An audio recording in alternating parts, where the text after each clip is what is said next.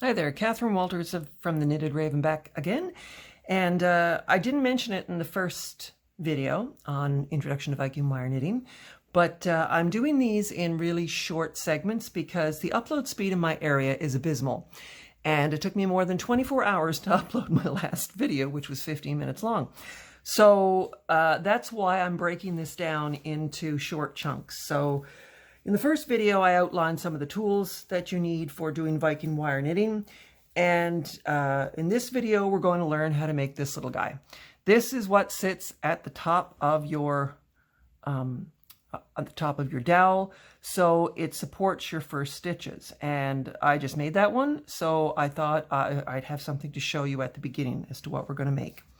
Now, one thing I did not mention in the first video is you're going to need some tape, because as you can see in this one, which is already made, I've secured the top of the little carriage with tape, and that's necessary until you get the Viking wire knitting started. After that, the tape may eventually come off, but once you've got knitting on it, it sort of pulls it down and keeps it in place anyway. So, without further ado, I like to work off the spool. That way I only use as much wire as possible. This is the 20 gauge wire that I told you we would be starting with. And I'll pull off a length of this, and using the Pro Polish pad that I've got, I'm just going to pull it through a few times to help straighten it out and to make it nice and clean, because hey, who wants to work with dirty wire? Now I'm not going to cut this wire because, like I said before, it helps minimize your waste if you work straight off the spool. But I'm going to show you now how you start. You take your business cards that you've taped together, or your old credit card or old gift card like I've got here, and you start by laying the free end of your wire across and holding it securely with your thumb. And you twist it around, and you push down and you twist it around. So now you've got one wrap, one complete wrap made. Now, there are different ways you can do this. I've done it all sorts of ways, but I'm going to try and keep this into the camera frame for you so you can just see. It's a simple matter of just wrapping around 1, 2, 3, 4, 5. This is my favorite way to do it, right off the spool, using the spool to help me pull it tight. It's really convenient to do that way. So now I needed a little bit more than I cleaned, but that's okay. We've got 6 loops down here at the bottom. However many stitches you want on your dowel, you need that many loops at the bottom here. So now all I do is I take my flush cutters and I cut that length off, because this is what we're going to work with first.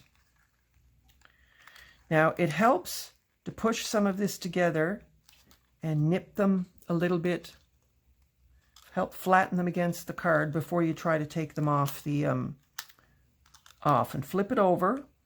Oh, I got a bit of a kink on that side. And straighten them up just a little bit on the back of the card using your thumbnail. All right. That looks pretty good. Next, cut off a small length of wire. I've got about 6 inches of wire there. That should be more than enough. Now you're going to slide that off your card.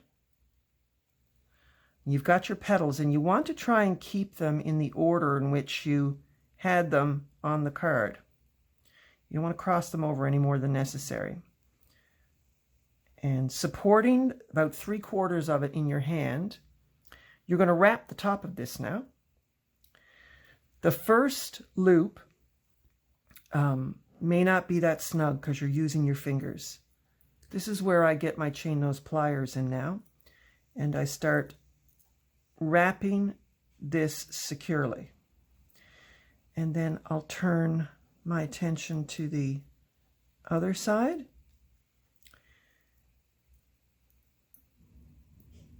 Oops. Brace that down.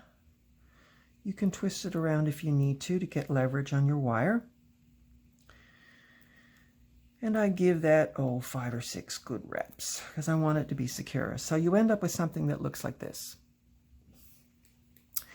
You've got the bottom, your 6 petals, complete petals are here, your 2 free ends of your wire are up there, and you've just done a good secure wrap in the middle. Now snip off the excess because you don't need a lot there. Use your chain nose pliers just to push the ends in so they don't jab you in the fingers. There you go. Now for the fun part. Now you flip it over and you need to start separating these petals gently. And I like to do this gently because I try to separate them in the order that I made them. That way you don't end up forcing a petal to go in a direction that basically shortens it. Now you can compensate for that if it happens, so it's not the end of the world, but you know, the more you work at getting your petals set up evenly from the beginning, the better. So now you've got something that looks like this, like a pretty flower. Next, you press this against the top of your dowel.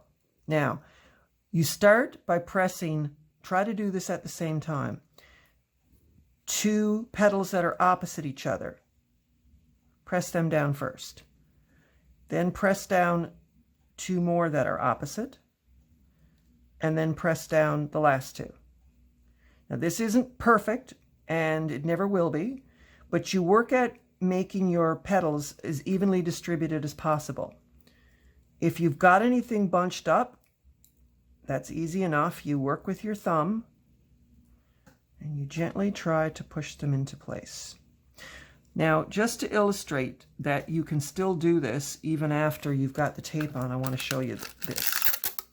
Take a piece of tape, hold the ends down, and wrap it around. Oops. This is not the stickiest tape in the world. Any kind of tape will do. But the idea is you just want them to stay put a bit. Now, you'll notice that they're not perfectly even, and that frequently happens. But I'm going to show you when we start knitting how you compensate for that.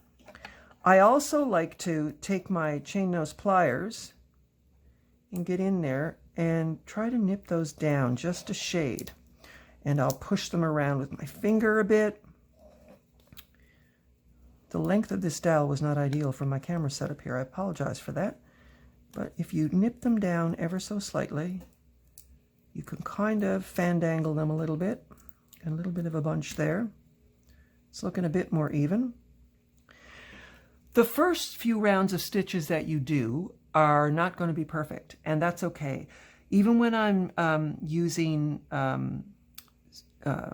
copper wire, I take it for granted that the first 3 or 4 rows of stitches may not be even enough for me to want to use, so I tend to leave them on the dowel.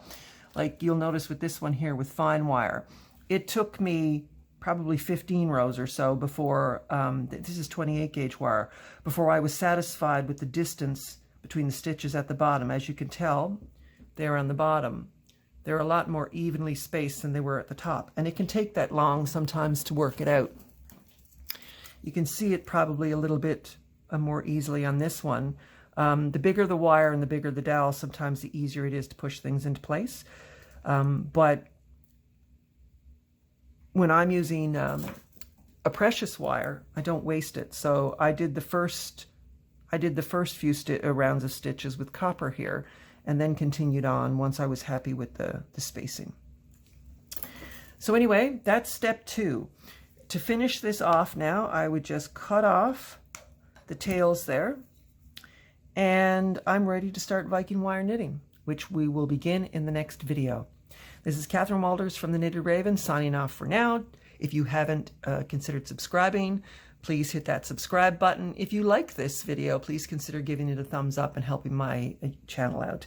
And I will be back with you again shortly to show you how to get started Viking wire knitting. Have a good day.